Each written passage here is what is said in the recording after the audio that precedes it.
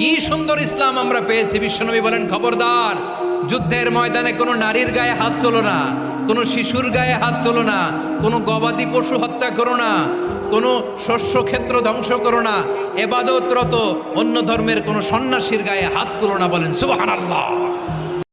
কি সুন্দর ইসলাম আমরা পেয়েছি। বিশ্বনবী বলেন, খবরদার, যুদ্ধের ময়দানে কোনো নারীর গায়ে হাত তোলো না, কোনো শিশুর গায়ে হাত তোলো না, কোনো গবাদি পশু হত্যা করো না, কোনো শস্য ক্ষেত্র ধ্বংস করো না, এবাদতরত অন্য ধর্মের কোনো সন্ন্যাসীর গায়ে হাত তোলো না। বলেন সুবহানাল্লাহ।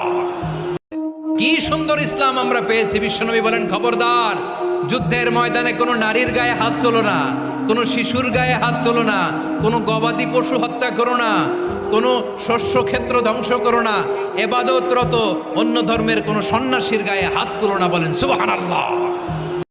কি সুন্দর ইসলাম আমরা পেয়েছি। বিশ্বনবী বলেন, খবরদার, যুদ্ধের ময়দানে কোনো নারীর গায়ে হাত তোলো না, কোনো শিশুর গায়ে হাত তোলো না, কোনো গবাদি পশু হত্যা করো না, কোনো শস্য ক্ষেত্র ধ্বংস করো না, এবাদতরত অন্য ধর্মের কোনো সন্ন্যাসীর গায়ে হাত তোলো না। বলেন সুবহানাল্লাহ।